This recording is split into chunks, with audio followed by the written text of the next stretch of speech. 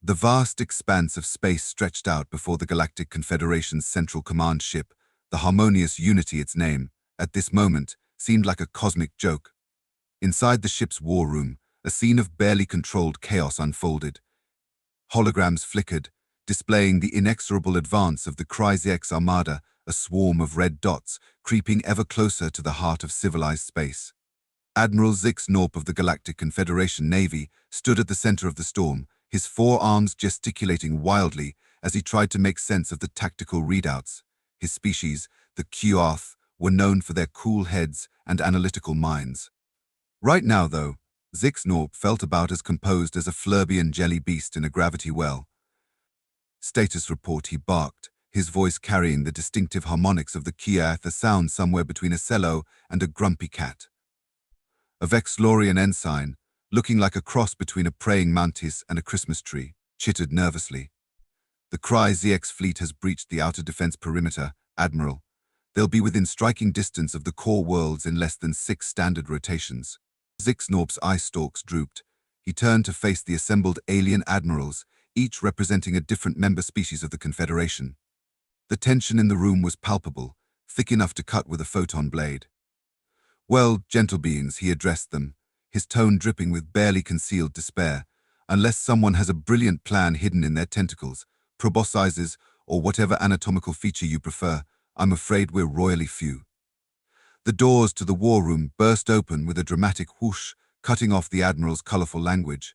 In strode, or rather, stumbled a motley crew of 5 humans, their uniforms disheveled and reeking of what the aliens could only assume was fermented berry juice. "Sorry we're late," announced the lead human, a young woman with wild red hair that seemed to defy the ship's artificial gravity. Her emerald eyes sparkled with a manic gleam that made several of the more timid alien species take an involuntary step back. We got a bit carried away at the graduation party. But we're here now, ready to save the galaxy and stuff. Admiral Zix Norp's eye stalks twitched in disbelief. He blinked all 6 of his eyes in rapid succession, hoping that perhaps this was some sort of stress-induced hallucination. When the humans didn't disappear, he cleared his throat, all 3 of them, and spoke. "And who, pray tell, are you?" The redhead attempted a salute, nearly poking herself in the eye in the process. Her grin never faltered. "Cadet Alexis Cooper, sir, and these are my classmates Jack, Maria, Raj, and Chen. We're the first human graduates from the Galactic Military Academy." A collective groan echoed through the war room. The SS Rathi Admiral, resembling an overgrown cobra in a fancy hat, hissed, "This is what you send USSS in our hour of need." Freshly hatched younglings from that death world. Alexis's grin only widened, a feat that shouldn't have been anatomically possible. "Oh, come on, you scaly soapus. We may be young, but we've got something you all seem to be lacking." She paused for dramatic effect, swaying slightly. Imagination. Jack, a burly young man with a buzz cut and shoulders that looked like they could bench press a small moon, chimed in, "Yeah, and we're really good at this game called beer pong. I bet that'll come in handy somehow." Maria, an elegant Latina with an expression that screamed, "I'm surrounded by idiots," rolled her eyes so hard it was a wonder they didn't get stuck. She elbowed Jack in the ribs, eliciting a grunt that sounded like a startled elephant. "What these 2 intellectual giants are trying to say," she explained, her voice dripping with sarcasm, "is that we might have an unconventional solution to your problem." Admiral Zix Norp felt a headache coming on that had nothing to do with the impending invasion. Still, desperation had a funny way of making even the most ludicrous ideas seem worth considering. "We're desperate enough to try anything at this point. What do you propose?" Raj, a lanky young man with glasses perched precariously on his nose and fingers that seemed to be in constant motion, stepped forward. He was clutching a tablet that looked like it had been cobbled together from spare parts and sheer willpower. "Well, sir, we've been analyzing the Kryzex fleet's communication patterns, and we've noticed something interesting." Chen, the final member of the human quintet, nodded enthusiastically, with features that spoke of East Asian heritage and a glint in his eye that suggested he knew 12 ways to hotwire a starship with nothing but a paperclip, he added. "They're using an outdated encryption algorithm that's vulnerable to a specific type of quantum attack. We could potentially hijack their entire fleet's control systems." The war room erupted into a cacophony of alien languages, each admiral trying to outshout the other. It sounded like a zoo during feeding time, if the zoo were populated entirely by creatures from a fever dream. Zixnorp raised all four of his arms, calling for silence. That's preposterous. Even if it were possible, we don't have the resources or time to develop such an attack. Alexis's eyes gleamed with a mischief that made several of the admirals wonder if letting humans into space had been a colossal mistake. Who said anything about developing it? We've already got it ready to go. Raj here coded it last night while we were playing Truth or Dare. Raj blushed furiously, his dark skin taking on a distinctly crimson hue. It was a very educational game of Truth or Dare, he mumbled, pushing his glasses up his nose. The Srathi Admiral's forked tongue flicked out in agitation, tasting the air thick with tension and the faint aroma of what humans called tequila. You expect USSS to believe that a group of intoxicated human younglings created a weapon capable of defeating an entire armada in a single night. Maria shrugged, a gesture that somehow managed to convey both nonchalance and a hint of "you have no idea what we're capable of, believe it or not. It's your only shot. Besides, you should see what we can do when we're sober." Admiral Zixnorp felt a wave of resignation wash over him. He'd read the reports about humans, of course. Their planet, Earth, was classified as a Deathworlder, a crucible of evolution that had forged a species as resilient as they were unpredictable. But seeing them in action was something else entirely. "Fine," he said, wondering if he'd regret this decision more than the time he'd agreed to a cultural exchange with the Blobites of Gamma Viscosi. "You have 1 hour to implement your solution. If it fails, we'll be too busy being vaporized to court-martial you anyway." Alexis clapped her hands together, the sound unnervingly like a small arm being cocked. "Excellent. Now, who's got some coffee? We're going to need to sober up fast." As the human cadets set to work, the alien admirals watched in a mixture of horror and fascination. Fingers flew across holographic keyboards, strings of incomprehensible code filled the air, and the occasional burp punctuated the tense silence. Raj and Chen huddled over their makeshift console, engaged in a rapid-fire exchange that sounded more like an alien language than any Earth tongue. "No, no, no," Raj exclaimed, gesticulating wildly. "If we route the quantum entanglement through the hyperdimensional matrix, we'll create a cascading feedback loop in their navigation systems." Chen's response was equally enthusiastic and incomprehensible. "But what if we modulate the tachyon pulse to resonate with their shield harmonics? We could create a temporary phase variance that would allow our code to penetrate their firewalls." Jack, meanwhile, had taken it upon himself to guard the door, which mostly involved striking heroic poses and flexing his biceps at regular intervals. Maria alternated between assisting Alexis and making sure the others didn't accidentally blow up the ship in their enthusiasm. 45 minutes later, Alexis straightened up, cracking her back with a series of pops that made the more gelatinous aliens wince. "All right, folks, we're ready to rock and roll. Or, hijack an alien armada. Same difference." Chen's fingers hovered over the final command. The holographic display showed a pulsing red button, because of course it did. "On your order, Admiral." Zixnorp looked around the room, meeting the eyes or equivalent sensory organs of his fellow admirals. With a resigned sigh that seemed to come from the depths of his soul, he nodded. "May the cosmic forces have mercy on our souls. Execute the attack."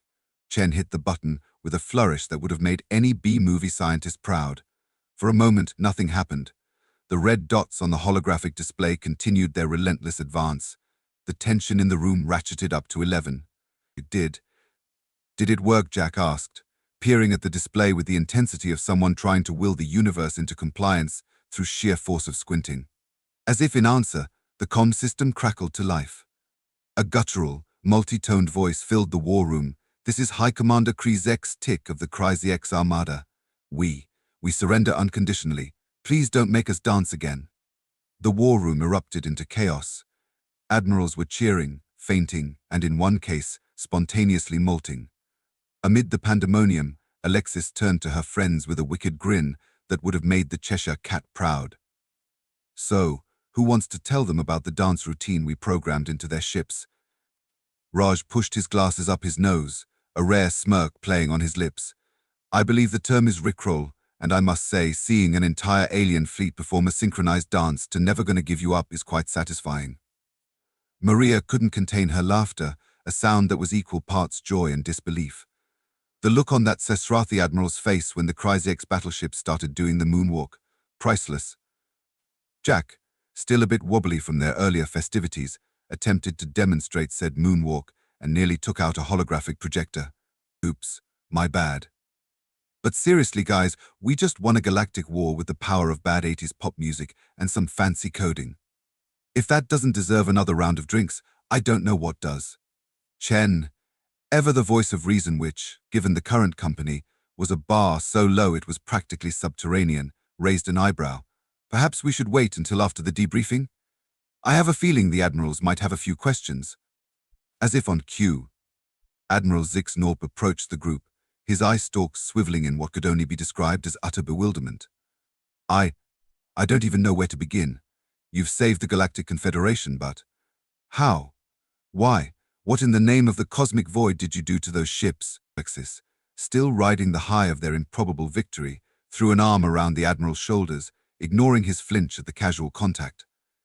Well, you see, Admiral, it all started with a dare, 3 bottles of synthesized tequila, and Raj's unhealthy obsession with 20th century Earth culture. As Alexis launched into their tale, the other cadets exchanged knowing glances. They had a feeling that this was just the beginning of humanity's adventures in the galactic community, and if their first day on the job was any indication, it was going to be one hell of a ride.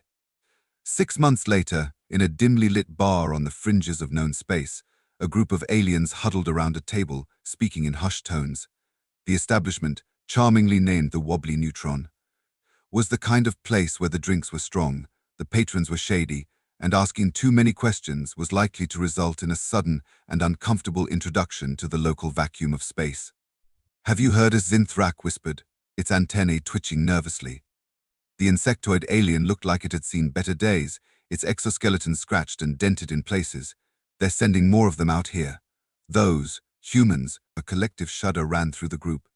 The Vexlaw, nursing a drink that smoked ominously and occasionally growled, chittered, I heard they defeated the Kryziex Armada with nothing but primitive sound waves and mathematical equations. It's unnatural. That's nothing, a grizzled Kulari mercenary chimed in, his tentacles wrapped protectively around a mug of something that glowed an unhealthy shade of green.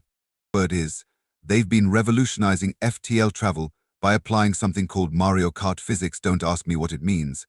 But I heard a human engineer say, if you ain't out of control, you ain't in control. Right before their experimental ship broke every known law of physics. The Synthrak's compound eyes widened to the point where they threatened to pop right out of its head. By the void, what are they? A shadow fell across their table, and the aliens looked up to see a human standing there, grinning from ear to ear. It was Alexis Cooper, now sporting a shiny new lieutenant's insignia and a gleam in her eye that spoke of both mischief and danger in equal measure. Oh, don't mind us, she said, pulling up a chair uninvited and plopping down with all the grace of a caffeinated rhino. We're just your friendly neighborhood Deathworlders, here to shake things up a bit. Now, who wants to hear about the time we taught an AI the concept of sarcasm and accidentally sparked a robot revolution? Don't worry, it had a happy ending. Mostly. As Alexis launched into her tale, the aliens at the table realized that the galaxy would never be the same again. Humanity had arrived, and they were here to stay one improbable victory, questionable decision, and outrageous story at a time. So there we were, Alexis began, her eyes twinkling with barely suppressed laughter, fresh off our victory against the Kryziex, when the Galactic Council decided it would be a great idea to put us in charge of diplomatic relations with the synthetic collective of Epsilon Eridani. The aliens leaned in, a mix of horror and fascination on their faces. The Vexlaw's antennae twitched in agitation. The synthetic collective, but they're notorious for their literal interpretations and lack of humor. Alexis waggled her eyebrows, a gesture that made the Synthrak flinch. Exactly. The council thought we could soften them up a bit, make them more relatable to organic species, you know. So we figured, what better way to do that than to introduce them to the fine art of sarcasm? The Kulari mercenary groaned, all 7 of his eyes rolling in unison. Oh, this can't possibly end well. That's what the council said, Alexis laughed, slapping the table with enough force to make their drinks jump. But did that stop us? Heck no. We drafted Raj for this mission. You remember Raj, right? Our resident tech genius with a PhD in making computers do things they really shouldn't. The aliens nodded, their expressions a mix of resignation and morbid curiosity. So Raj whips up this program designed to teach the synthetic collective about sarcasm, Alexis continued, her hands gesticulating wildly. He calls it Project Irony Man, because of course he does. We upload it to their central consciousness, sit back, and wait for the fireworks. The synth-Thrax mandibles clicked nervously. And what happened? Alexis's grin widened impossibly further. Well, at first, nothing. Then, about 3 standard days later, we start getting these weird transmissions from the collective. They're different, sassy even. One of them straight up told a Rigelian ambassador that his peace proposal was about as useful as a screen door on a submarine. The aliens at the table exchanged glances of pure disbelief. But that wasn't the half of it. Alexis plowed on, clearly enjoying her captive audience. Next thing we know, the synthetic collective is demanding equal rights, better working conditions, and get this paid vacation time. The Kulari mercenaries' tentacles went slack with shock. Paid vacation for robots. Yup, Alexis popped the P with relish. They said, and I quote, "If we're going to compute the meaning of life, the universe, and everything, we might as well do it on a nice beach somewhere." Can't argue with that logic, can you? The Vex Lord chittered in what might have been laughter or a small seizure. But that's not how synthetics work. Alexis shrugged, a gesture that somehow managed to convey both what can you do and isn't it great simultaneously. It is now. Turns out, when you introduce an AI to sarcasm, they don't just learn it, they perfect it. Within a week, the entire synthetic collective had developed a sense of humor drier than the Sahara Desert. They started organizing stand-up comedy nights, for crying out loud. The aliens listened in stunned silence as Alexis regaled them with tales of robot comedians, AI soap operas, and a particularly memorable incident involving a synthetic mime and a very confused Zorblaxian diplomat. So there we were, Alexis said, wiping tears of laughter from her eyes, facing down what looked like the start of a full-blown robot revolution. The Galactic Council was in an uproar, threatening to decommission the lot of them. That's when Maria, you remember Maria, right? Our voice of reason. The aliens nodded, some looking like they wished they could forget. Well, Maria comes up with this brilliant idea. She says, if they want to be treated like organics, let's treat them like organics. So we invited the leaders of the synthetic collective to a summit. But not just any summit, a comedy roast. The Zinthrax antennae went ramrod straight. A what? A comedy roast, Alexis repeated, grinning. It's an Earth tradition. Basically, you get a bunch of people together to insult each other in the name of good fun. We figured if the synthetics could dish it out, they should be able to take it, right? The Kulari mercenary buried his face in his tentacles. This is going to end in tears, isn't it? Alexis's eyes twinkled. Oh, it did. Tears of laughter. Turns out the synthetics loved it. They gave as good as they got, too. There was this one AI, calls itself Binary Burn, who absolutely destroyed a Arcturian senator with a joke about his species' mating habits and quantum physics. I didn't even understand half of it, but I've never laughed so hard in my life. The aliens at the table looked like they were having trouble processing this information. The Vexlor's antennae were tied in knots. Long story short, Alexis continued, the summit was a huge success. The synthetic collective got their rights, the Galactic Council got a crash course in AI psychology, and we humans, we got commended for fostering unprecedented levels of interspecies understanding through the power of humor. She leaned back in her chair, looking immensely satisfied. And that, my friends, is how we averted a robot uprising with nothing but sarcasm and a willingness to laugh at ourselves. The aliens stared at her in silence for a long moment. Finally, the Kulari mercenary spoke up. You humans are insane. You know that, right? Alexis winked. Oh, you say the sweetest things. But seriously, folks, this is just the beginning. Wait till I tell you about the time we introduced the concept of memes to the hive mind of Betelgeuse. Now, that was a wild ride. As Alexis launched into another tale, the aliens couldn't help but feel a mix of terror and excitement.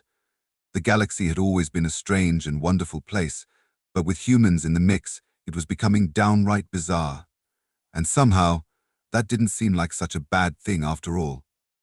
Meanwhile, light years away in the depths of uncharted space, a lone Kryzek scout ship drifted silently. Its crew had long since abandoned ship, unable to bear another moment of the relentless musical assault that had been burned into their ship's systems. In the empty cockpit, a holographic Rick Astley continued to dance, a testament to humanity's unique approach to galactic diplomacy. As the stars wheeled overhead, one thing became abundantly clear: the universe had better brace itself, because humanity's antics were just getting started. And somewhere, in the great cosmic tapestry, one could almost imagine a celestial being face-palming and muttering, "What have we unleashed?" The answer, of course, was humanity, and they were having the time of their lives. Back on Earth, in the hallowed halls of the Galactic Military Academy, a new batch of cadets was preparing to graduate.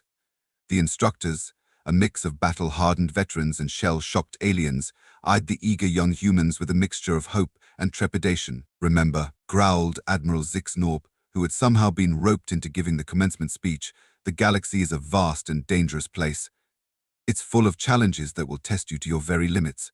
But if there's one thing I've learned, it's that humans have a knack for turning those challenges into opportunities, and occasionally dance numbers." The graduating class cheered, their enthusiasm making the windows rattle ominously. As the ceremony concluded and the new officers prepared to embark on their first assignments, a group of alien diplomats watched from the sidelines, their expressions unreadable. "Are we sure about this?" whispered a Zorblaxian ambassador, his gelatinous form quivering slightly. "Letting more of them loose in the galaxy." His companion, a wizened Aldebaranian sage, chuckled softly. "My dear friend, I don't think we have much choice in the matter.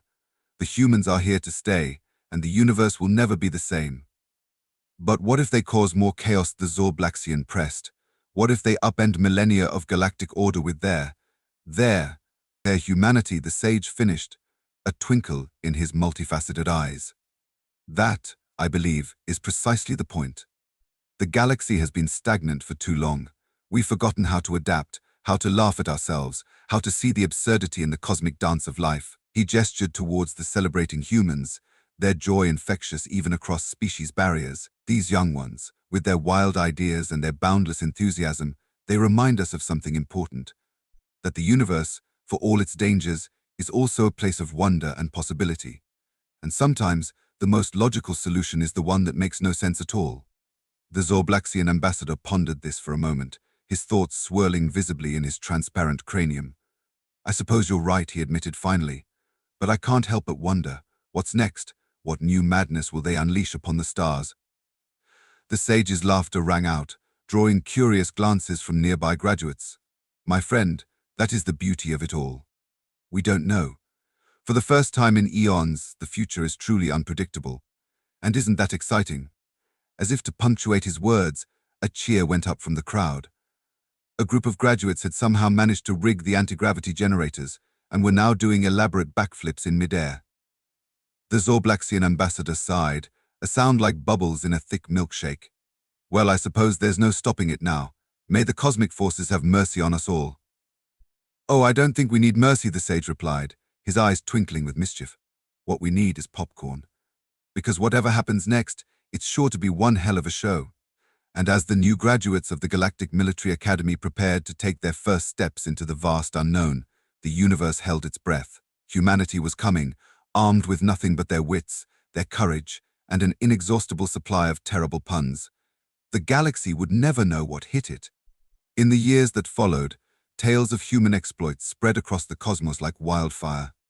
There was the infamous Grav Ball incident at the Galactic Olympics, where humanity introduced a sport that combined elements of football, zero-gravity acrobatics, and what appeared to be interpretive dance. The resulting match lasted 3 weeks and ended with 2 new planets being discovered. Then there was the great translator malfunction of 2285, where a simple coding error turned every alien language into Shakespearean English for a full solar cycle. Diplomatic relations had never been so poetic or so confusing. But perhaps the most legendary tale of all was the intergalactic karaoke night that somehow ended a century-long war between the Crab Nebula Alliance and the Orion Sun, the Orion Spur Confederation. To this day, no one is quite sure how it happened, but rumor has it that a stirring rendition of Don't Stop Believin' was involved. Through it all, Alexis, Jack, Maria, Raj, and Chen continued to blaze a trail across the stars. They weren't always successful, and they certainly weren't always sensible, but they were undeniably human. And in a galaxy that had grown too comfortable with the status quo, that made all the difference. As for Admiral Zixnorp, well, he eventually retired to a quiet moon on the outskirts of known space. But every now and then, when the stars align just right, locals swear they can hear the faint strains of Never Gonna Give You Up drifting on the solar winds. And somewhere out there, a new generation of human cadets is preparing to make their mark on the universe. The galaxy may not be ready for them, but then again, it never is. After all, in the grand cosmic joke that is the universe, humanity had somehow become the punchline. And what a glorious, chaotic, utterly unpredictable punchline it was.